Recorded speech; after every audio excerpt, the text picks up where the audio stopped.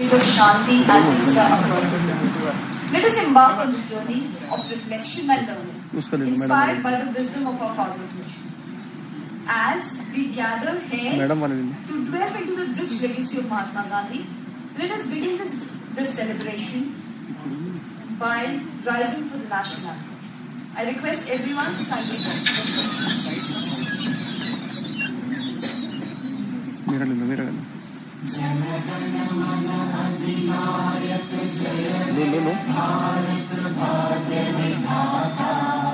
पंजाब सिंध गुजरात मराठा द्राविड उत्कल गंगा विंध्य हिमाचल यमुना गंगा उज्जल जगति तरंगा तव शुभ नामे जागे तव शुभ आशीष मांगे गाहे तब जय गाथा जन गण मंगल दायक जय हे भारत भाग्य विधाता जय हे जय हे जय हे जय जय जय जय हे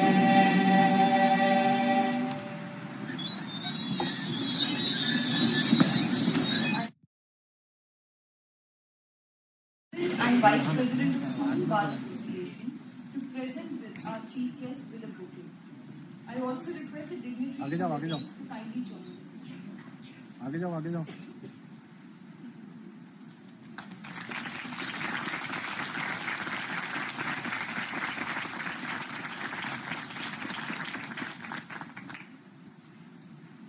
Thank you, Anjali and Uday.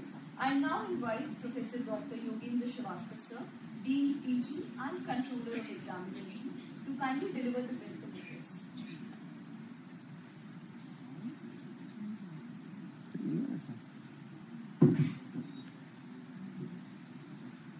Respected Chief Guest, Honorable Mr. Justice Lalit sir, former Chief Justice of India and Distinguished Jurist Professor, HNLU, Honorable Vice Chancellor Professor Dr. V.C. Vivekanandan sir, respected Registrar Dr. Vipin Kumar, esteemed Deans, my dear faculty member, dear staff members, members of print and electronic media, other distinguished guests, and my beloved students. A very good evening to one and all present in this auditorium. It is with the great pleasure and honor that I extend a warm welcome to each one of you to the third Mahatma Gandhi Memorial Lecture hosted by Hidayatullah University, Raipur. Here, I would like to emphasize that today marks the third edition of the prestigious Mahatma Gandhi Memorial Lecture Series. While the series was inaugurated by renowned senior advocate and member of parliament, Mr. Shri Abhishek Manu Singh ji, who spoke on the theme Pillars of Indian Democracy. And the second edition was graced by our sitting Supreme Court Judge and Visitor, Hidayatullah National Law University, Honorable Mr. Justice Anil Bose sir, who enlightened us on the theme Changing Contours of Public Law Remedy. And this particular edition marks a significant milestone as we gather to celebrate the life and teachings of the father of our nation, Mahatma Gandhi ji, by taking a fresh perspective. And the theme of today's lecture is Law and Ethics in an Era of Artificial Intelligence, the Gandhian Perspective, which truly present a unique blend of law, technology, and Gandhian philosophy. And to address the same, we are deeply privileged to have amongst us a distinguished legal luminary, our chief guest and a keynote speaker, Honorable Mr. Justice Lalit sir. His illustrious career and profound insights into the realm of law and justice have not only made him a beacon in the legal fraternity, but also an inspiration for aspiring legal minds. We eagerly anticipate the valuable perspective he will share with us today. But before that, it is my privilege to speak a few words about the stellar career of our chief guest and keynote speaker for today. Justice Uday Umesh Lalit was born on November 9, 1957 in Solapur, Maharashtra. Justice Lalit enrolled as an advocate in June 1983. He specialized in criminal law and practiced at Bombay High Court from 1983 to 1985. Justice Lalit was designated as a senior advocate at Supreme Court in April 2004. He added the court as an amicus curiae in many important matters pertaining to forest, vehicular pollution and pollution of the Yamuna River. And then Justice Lalit was elevated as a judge of the Supreme Court directly from the bar on August 13, 2014. And he was the sixth judge elevated directly to the Supreme Court without having served as a judge in a lower court or high court. As a judge of the Apex Court, he was appointed as the executive chairman of National Legal Service Authority, NALSA, on May 14, 2021. And Honorable Mr. Justice Lalit was appointed as the Chief Justice of India on 27th August 2022 and retired on 8th November 2022. Now, sir, on behalf of the university, faculty, staff and students, I heartily welcome you, sir, in HNLU campus.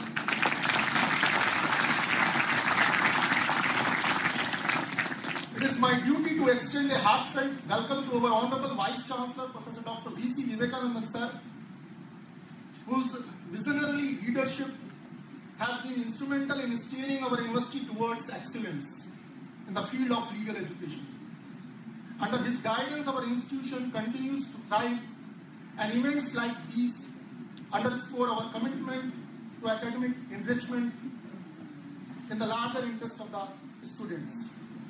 I also welcome our Registrar, Dr. Vipin Kumar, whose administrative acumen and dedication have played a pivotal role in the smooth functioning of our university.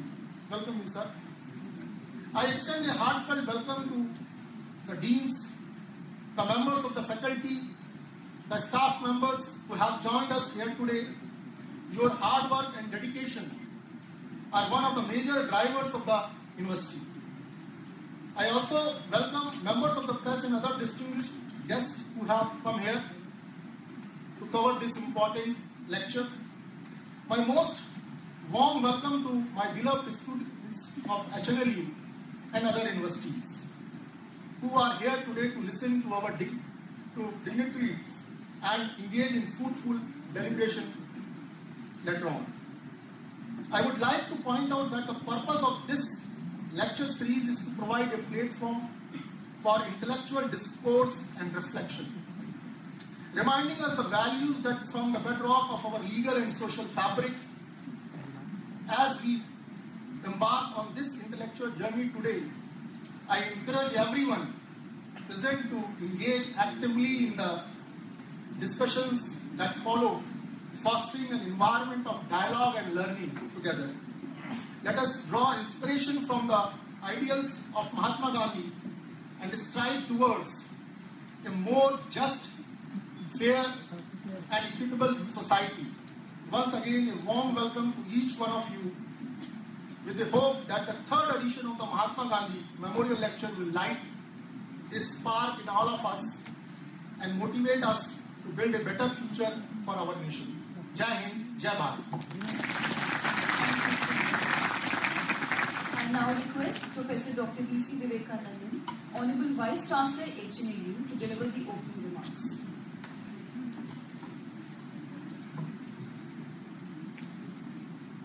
The chief guest of today's event, Honorable Mr. Justice UU Lalit, former CA of India and Distinguished Jurist Professor of HNLU, Professor Yogendra Srivastav, Dean PG and Controller of Exams, Dr. Vipin Kumar, Registrar in charge of HNLU, colleagues of HNLU, beloved students of HNLU, and students from Kalinga and ITM universities, media colleagues, and other guests who have assembled here.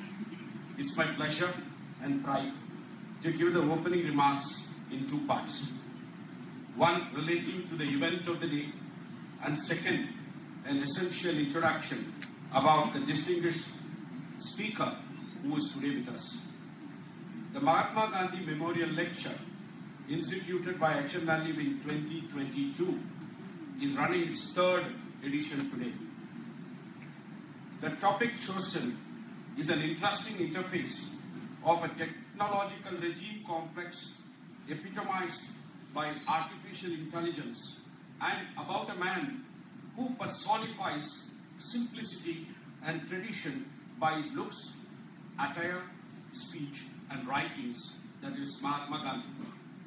The theme of the memorial lecture given today in a way looks contrasting, juxtaposing, or in Marxian words, a thesis and antithesis. But is it really true is what we will explore in a memorial lecture and thereafter. I would like to literally borrow some thoughts from Ms. Vinita Pathak in her article, Modern Technology in Gandhian Perspective. The term technology has its Greek ancestry, as it is a combination of two Greek words, techne, which means art or craft, and logos, which means word or speech. Hence, technology in ancient Greece meant a discourse on arts, both fine and applied. As such, the word technology has by now acquired a vast and a complex connotation, which we say science and technology, very, very different and away from arts. Early in the 17th century, Francis Bacon recognized three great technological innovations: the magnetic compass, the printing press, and the gunpowder, as distinguished achievements of modern man. He advocated experimental science as a means of enlarging man's dominion over nature. Bacon, with Descartes and other contemporaries, for the first time saw man becoming the master of nature. Technology created new tools and machines which the scientists made use for an ever-increasing insight into the natural world. Taken together, these developments brought technology to its modern and highly efficient level of performance, which artificial intelligence is also part of that. The new technology also augured well for the realization of an utilitarian ideal, which is called the greatest good of the greatest number. Socialist thinkers Marx and Engels also welcomed technological progress. Similarly, early exponents of science fiction like Jules Verne and H.G. Wells highlighted the optimistic future based on emerging technologies. But later, when the technology juggernaut started rolling in a very, very big way, there were a lot of dissent and critique about this. It is Ralph Waldo Emerson who gave an ominous warning. He cautioned that the artifacts made by man in his campaign of conquest over nature might get out of control and come to dominate him.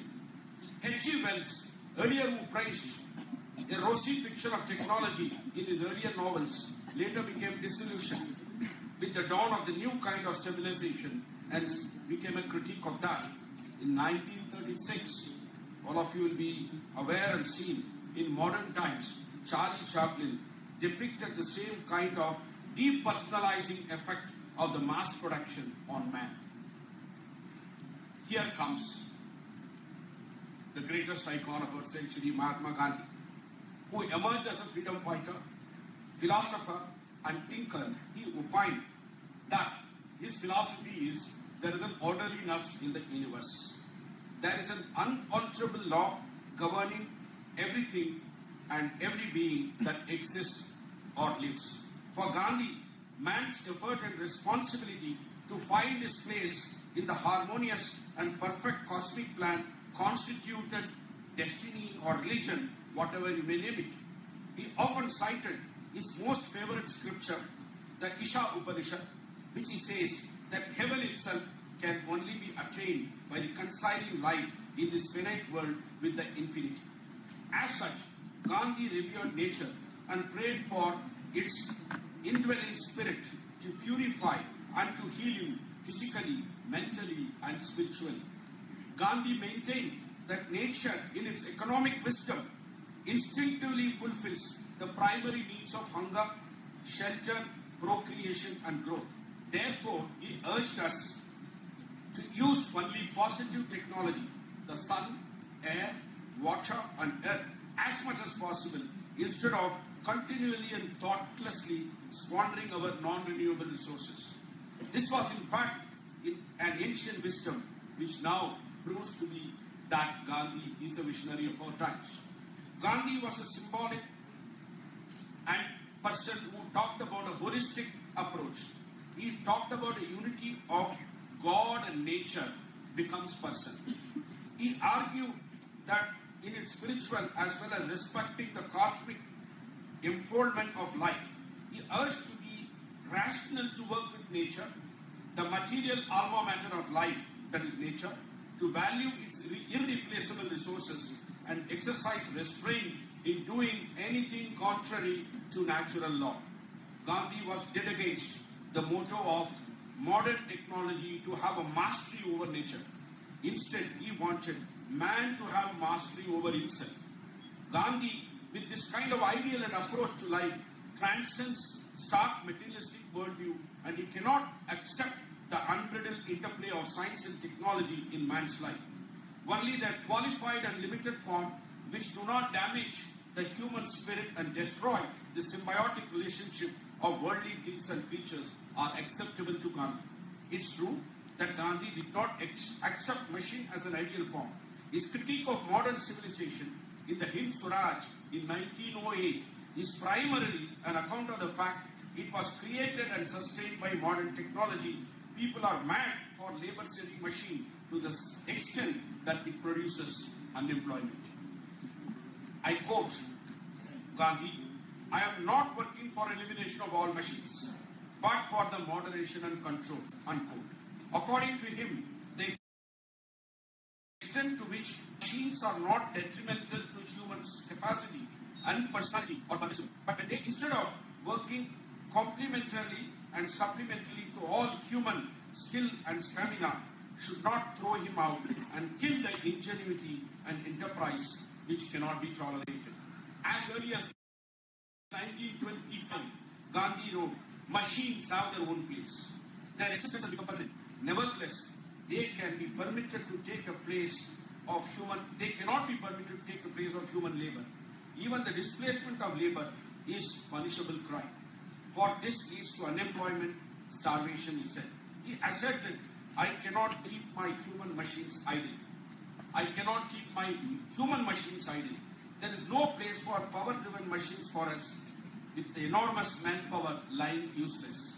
I would favor the use of the most elaborate machines, if thereby India's pauperism and resulting idleness can be avoided." Several scholars, both in India and abroad, now feel how prophetic Gandhi was. The age of AI, interestingly, brings back some of these thoughts where you may not have imagined about AI. He brings that. In the World Economic Forum recently, ethical issues took center more than legal. As we said many times, there is a school of thought which says that all law is politics. But whereas ethics is something which transcends kind of politics. And in that particular thing, in the World Economic Forum, these things were reverberating. Number one, AI, when we talk unemployment, what happens after the end of jobs?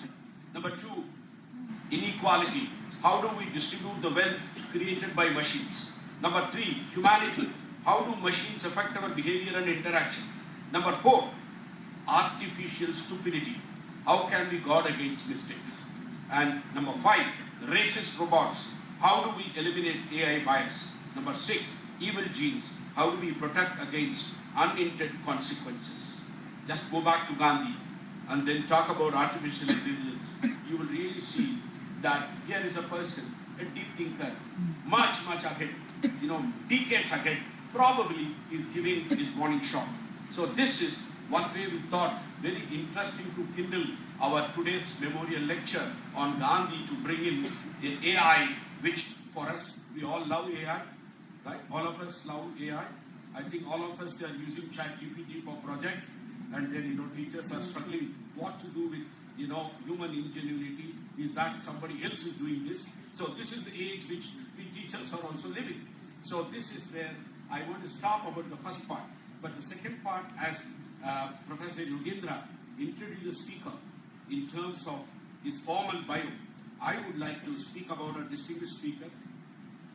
Our Justice served in the court 8 years and 85 days as a judge, right?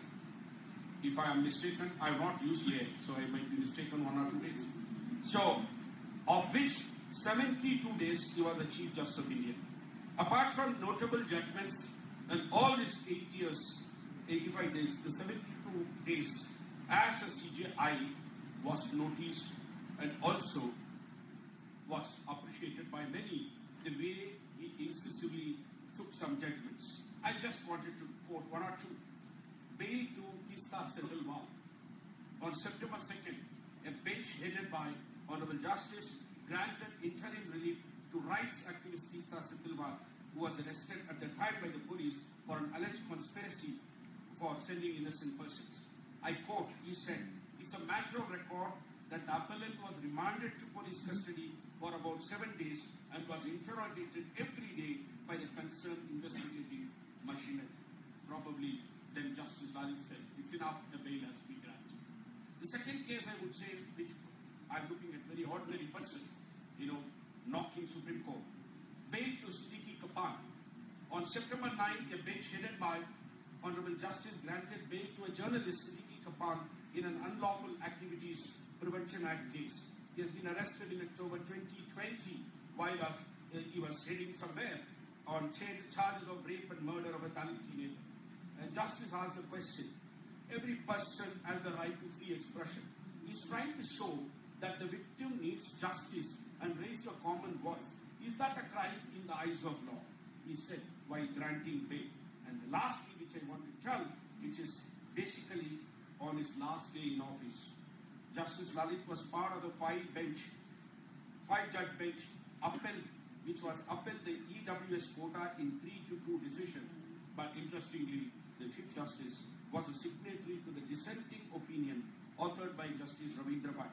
This dissenting opinion stated that EWS quota as it stands violates the basic structure of the Constitution by being exclusionary, even though it is 3-2.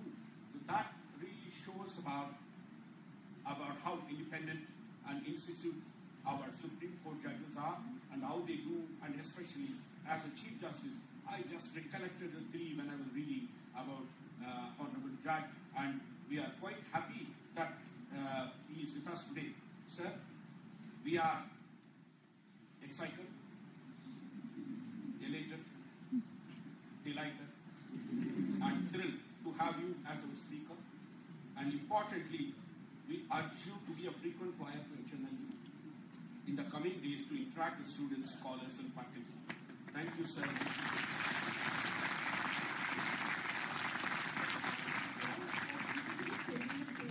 Of today's lecture by opening remarks.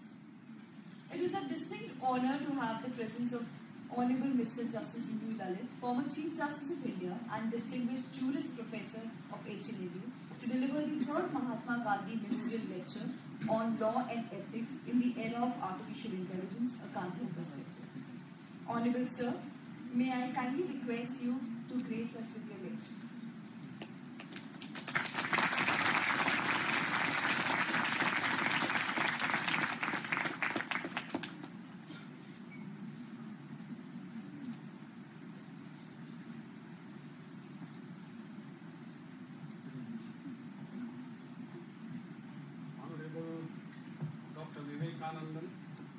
Vice Chancellor of this university, Dr. Yogendra Kumar Srivastava, Postgraduate Studies, and Dr. Vipin Kumar, the Registrar in charge of this university, all the members of the faculty who are present today,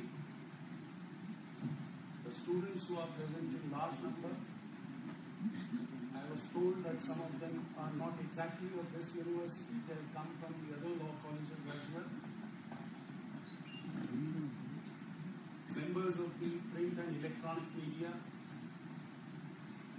ladies and gentlemen.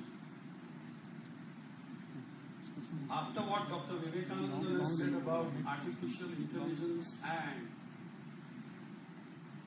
Gandhian philosophy, perhaps I think I hardly have any ground to now build my case on. Much has already been said. You know, there's a very beautiful foreword in the book of Palkhiwala on income tax. Palkhiwala wrote that treatise at the age of 32. He was junior to Kanga, Jamshedji Kanga. And by sheer respect that he had towards the senior, the authors read as Kanga and Palkhiwala, not just Palkhiwala. So, Kanga said in the foreword that I feel like the owner of a horse who has won a derby. I was not even a trainer, I was not even a jockey, I did nothing. But I just took the horse to the podium to get the shield. So that is my contribution. So perhaps I think my contribution after Dr. Vivekananda's lecture perhaps would be of what Kanga felt in the matter. It is true that my career as a Chief Justice was very short, 72 days. My career as a Distinguished Jurist Professor, quote unquote, whatever it means, has been even shorter. But yes, I am before you. And so therefore I am donning that mantle. Very well, let us now deal with this subject.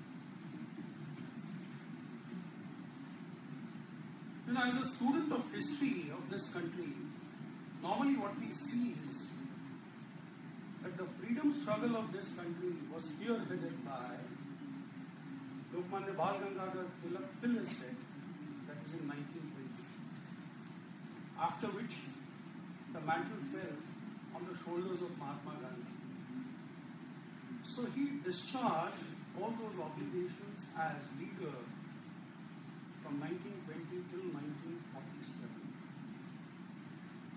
So therefore, if we consider what is the contribution of Gandhi as against what was the contribution of Bal Gangadhar Tilak. Tilak introduced certain ideas like Ganeshotsav, Tilak introduced Jayanti. The idea was to have congregation of people, the idea was to unite the people, to have a cohesive force which will then stand up against the imperial kind of machine. So Tilak did the groundwork, but Mahatma Gandhi went miles ahead. Ganeshotsav would be only once in a year, at best 10 days in a year. Gandhi took the matter to a different level. It was more participative kind of movement on behalf of all the masses, where he gave tools like what is called satyagraha, non-violence, non-cooperation. These tools were hitherto before by anyone. And the imperial machinery or the government was taken by surprise how to deal with this. Theoretically, it was nothing illegal, whatever he was doing. Whatever Tilak did by way of his writings in newspaper, Kesari and Maratha, at times were explosive. So therefore he was charged for an offense of sedition. Whatever we see as students of law in that Kedarnath Singh, if you see Tilak on trial, a very beautiful book, you will see whatever address Tilak gave in defense, he is actually getting translated in the judgment in Kedarnath Singh. So Tilak, of course, was on the wrong side of law on most of the occasions. Whereas Gandhi did a very beautiful exercise, which was a tightrope walk. That is to say, be on the right side of the law and at the same time do what is called Janajagriti. So therefore, his contribution towards our independence or the struggle for independence has been monumental. It is his ideas of non-violence, non-cooperation or satyagraha became so unique that they were followed in Ghana, countries like Ghana, South Africa, with greater use and greater sort of utility. So Nelson Mandela chiseled it. So it has become something like a universal truth on this globe. So therefore, if we consider the first part, which is Tilak's era, that was to ignite the idea of Swaraj. He said, Swaraj is my birthright. Second part of our Indian struggle for freedom was Gandhi's idea, not just Swaraj, but Ram Raj. And this is why he was captivated by the ideas such as the upliftment of the downtrodden, and that is why he used to be always worried about the lot of what we call Harijans. In his ashrams, he used to do a lot of constructive work on the social side as well. So therefore, his emphases were on what we call Ram Raj, to abolish untouchability, the evils of that. Do you know this, that as students of law, we go through Constituent Assembly debates. The article which said that untouchability stands abolished, when that article, draft article, the debates happened, and when it was adopted unanimously, the House rose in unanimous kind of, uproar and said, Mahatma Gandhi ki jai. So therefore, that's the tribute which our founding fathers gave to the father of the nation. So therefore, this is what the acknowledgement which came from resoundingly by all the founding fathers. That shows the kind of the architect for what is called modern India. So therefore, he led the roadmap for what is then has become the ethos subsequently. So the second stage, I would say 20 to 1947. And look at the selflessness of the man. After the freedom was achieved, he did not aspire for any governmental post. He was not even in the capital the day we attained independence. He was in Noakhali. So therefore, that shows the kind of approach the man had towards what are the ideals. When you say what are the ideals, again, one distinguishing feature of Mahatma Gandhi has always been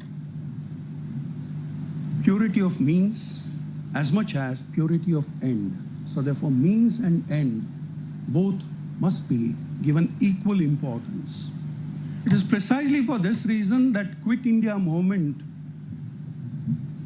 which was started at the call given by Mahatma Gandhi, he suspended the moment there were riots in some of the parts of the country. Yes, he could not tolerate the idea that there could be violence. His idea was that let there be non-violent protest. So therefore, means were equally important for the man, purity of means. You know what is the motto of Supreme Court? Yato dharmas tato jayaha. What does that mean? That the path of righteousness, whatever is right, must prevail. It was essentially an Ashirwad given by Gandhari to her son Duryodhan. when he went for Mahabharat Yuddha, the final war, the son went up to the mother and was anxious to get a good Ashirwad saying that Vijayi Bhava. But the mother did not give that kind of Ashirwad to the son. Nor did she say Jayostute or Vijayi Bhava. Her Ashirwad or Ashirvachan were Yato Dharmas Tato Jayaha. If you have been right in your path of life, if righteousness is there, then the victory shall be towards or on the side of right. And that is the ethos of our country. When we say rule of law, what do we mean?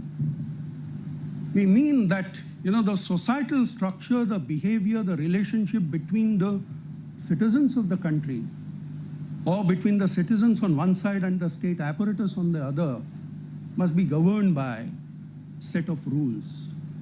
The means are also equally important. This idea actually emanates from our Puranas, Mahabharata itself. So therefore, that's the ethos with which we see the life. And that's the ethos which Gandhian philosophy also fostered. So therefore, the Gandhian philosophy right up to 47 is something which ignited, which carried our freedom struggle. Then the third stage. According to me, the third stage was the framing of the Constitution and getting all Indian states and principalities under one single umbrella. The chief architects in that would be Dr. Ambedkar when it comes to constitutional front, and the other man to have the republic in this country is Sardar Vallabhbhai Patel. So therefore, these two gentlemen principally carried the mantle and saw that the Gandhian ideology or the philosophy gets a concrete shape in the matter of, or in the form of, a guiding document for the progeny, for the destiny of this nation. So therefore comes the third stage, which is framing of the Constitution. And if you see some of the articles in the Constitution, they are direct translation of Gandhian philosophy. That is to say, abolition of untouchability. Some of the other articles, especially in directive principles of state policy, there are these articles which find mention. There is one area where perhaps Gandhian ideology was not accepted by our founding fathers. Gandhian ideology was that village panchayat should be what is called the principal units. And this is exactly what Dr. Vivekanandan actually spoke about. The ideal vehicles for democracy where participative action can be initiated and can be fostered would be at the village level. So therefore, let there be village panchayats who will be the primary houses. And according to Gandhi, the state legislatures must be elected through indirect method. That is to say, all village panchayat representatives in turn may elect state legislature or state legislative members. We did not accept that.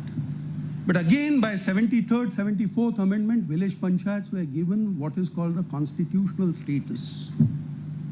So perhaps I think a wrong which was committed by the founding fathers at the initial stage was corrected sometime in 92. So therefore, this is what, again, therefore, what you will find at every stage.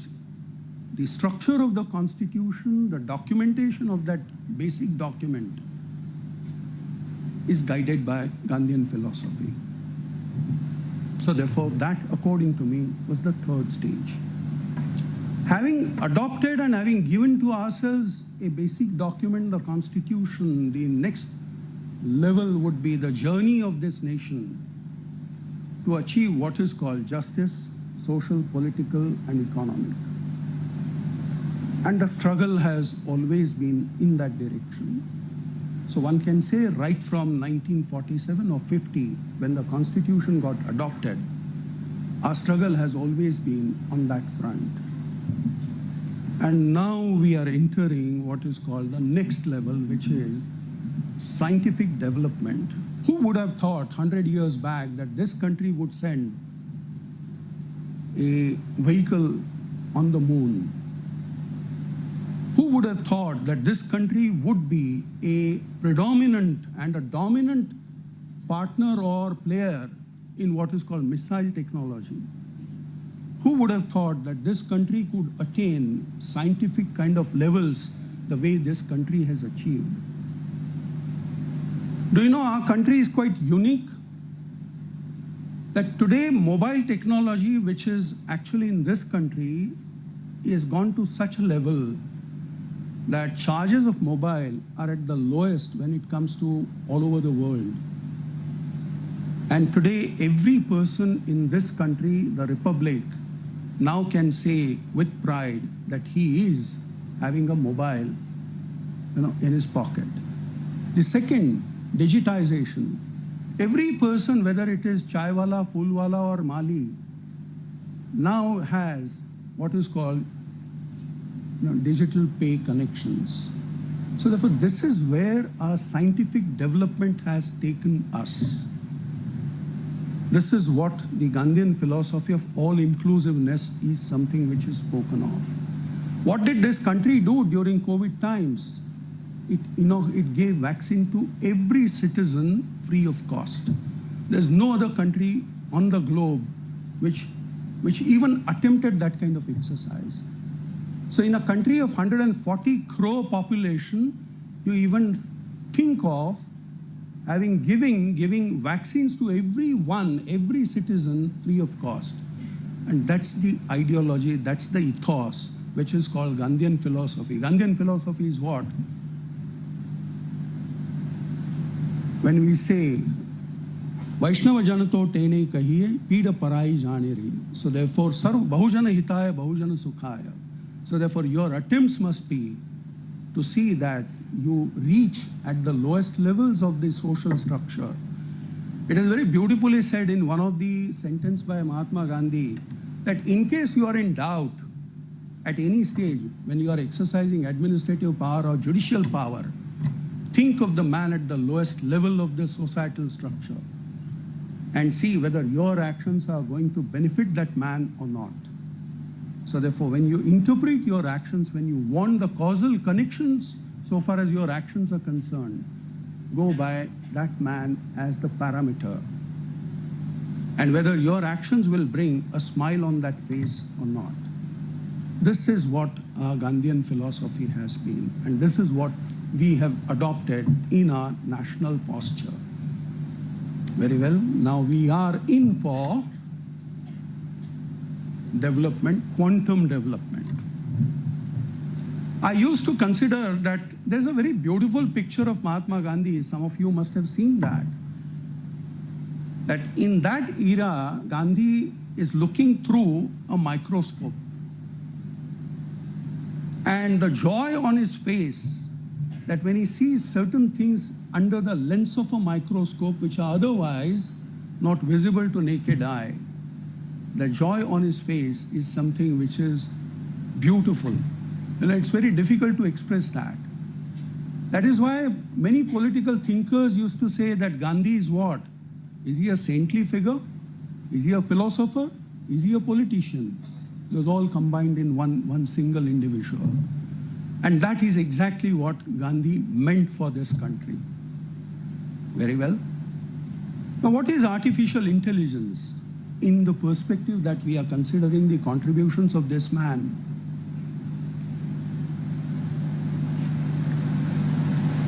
I used to consider that artificial intelligence very well in the field of medical science. When you have MRI, it gives a clear report to the doctor concerned immediately. What exactly is the ailing factor in the body of that patient? Very well. When it comes to games like chess, Vishwanathan Anand could play against a computer. So therefore, algorithms could be fed into the computer, into that machine. And that machine could, given the parameters, would come out with answers which would be helpful for the mankind. You know, few years back, open heart surgery was supposed to be a preserve for those who were rich persons. Over a period of time, open heart surgery, that is to say, open your rib cage and chest, has become an obsolete feature now. Today, heart surgeries are actually conducted through what is called a monitoring system where you don't even have to open the rib cage. There are many operations which are done by doctors purely through what is called machines. Now, these machines are trying to ease the human life. So therefore, when we speak of artificial intelligence, should we not have the artificial intelligence of the same level which would ease, which would make our life simpler, easier? And that is exactly what ultimately we will reach the final persons in the ladder of the societal structure. If we have, just as we have ensured through our mobile telephony, through our UPay, that even the smallest of the persons cannot be deprived of the technological advantages. Similarly, if the artificial intelligence can be utilized for the benefit, for the good of the society, and it benefits even the smallest of the persons, then certainly yes. Then we will be paying great tribute to the person who said that you must be guided by the face of that man who is the lowest and the lowliest, whether your actions will bring the smile of happiness on that face or not. If you do that, certainly yes. Now it is true, why did Mahatma Gandhi, and this is exactly what Dr. Vivekananda said, he was not opposed to what is called industrialization. Did it mean that the moment he was doing charkha and trying to weave some kind of the suit on that charkha, does that mean that he was opposed to industrialization of machines? He was not. What he meant to say was that at the lowest levels of the society, it is not necessary to have the wheels of industrialization reaching there. The societal structure, the panchayats, can be self-sufficient. Industrialization should not mean that there must be a migration from rural sectors to the cities or to the bigger towns. So our fabric, the social fabric, must remain the same. If the social fabric is maintained the way it is, that is to say village panchayats, that's why he advocated that village panchayats should be the democratic models at the lowest levels. So therefore, let them take decisions, participative democracy at that level. And then thereafter, you build on that edifice. You build on that foundation. So therefore, your democratic principles can thereafter be structured on that basis.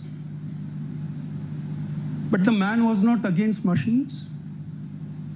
So that's exactly why in today's world, when we speak of what shall be the ethics, what shall be the law in this today's world, and whether do we have to go by Gandhian philosophy or do we have to just drop that philosophy?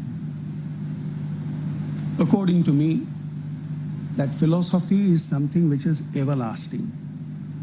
If that is an everlasting philosophy, ultimate truth, then there's no way that we can barter away that kind of philosophy.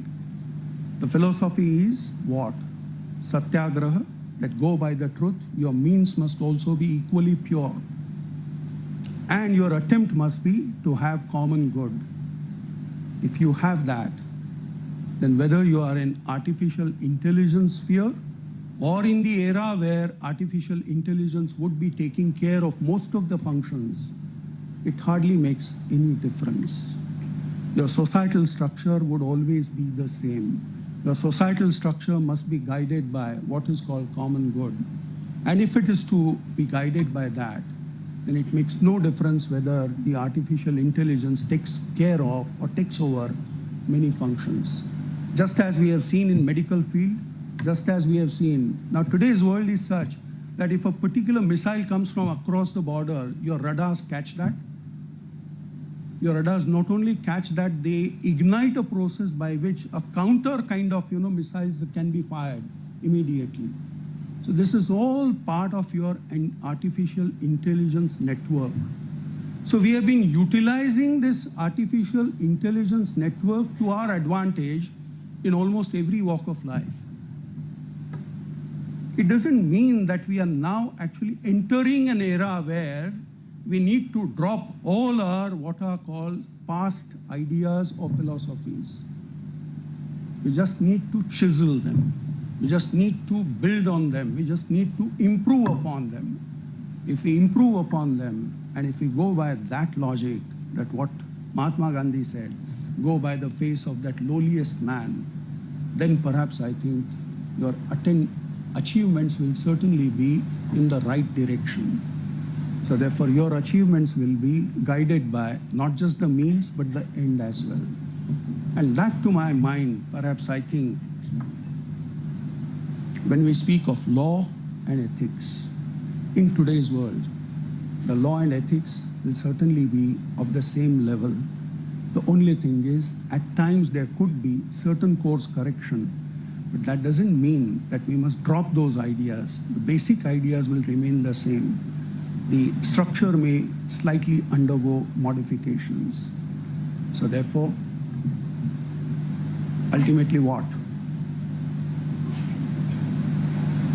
Do we need to say that artificial intelligence is something which is going to be such a tremendous change in the society that it will take us by an avalanche? I don't think so. Just as we have adopted to mobile telephony, just as we have adopted to laptops and other machines, it will also become part of our life. Ultimately, what is important is human touch. Human touch, brotherhood, fraternity, cooperation amongst the citizens, and to be guided by the basic philosophy of the Constitution. If we have that, then there is nothing such as which can stop us, and law and ethics will always remain identical, same in any era, and will still be guided by what is called the Gandhian philosophy. Thank you so much. Thank you, sir, for an insightful lecture. Your perspectives have indeed enriched our understanding of the Gandhian philosophy, and especially why and how to be there on the right side of law.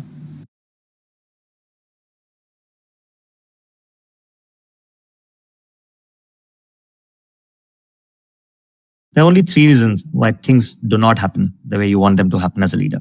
And you can look at a person and you would say that either that person can't do, which is a capability issue, or they won't do, which is a motivation or an alignment issue, or they were not set up to do, which is really your problem that you didn't set up the ways of working in org design properly. So as a leader, do you have the right people in terms of capability?